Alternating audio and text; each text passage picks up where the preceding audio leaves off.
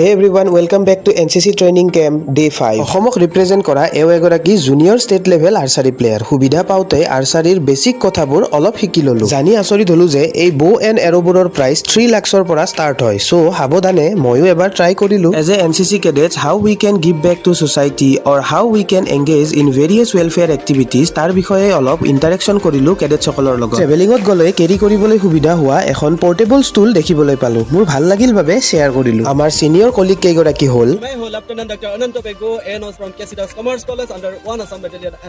এখেত lieutenant B J Hazarika from Pandu college, third officer Diganta Chutia from LFS Guwahati,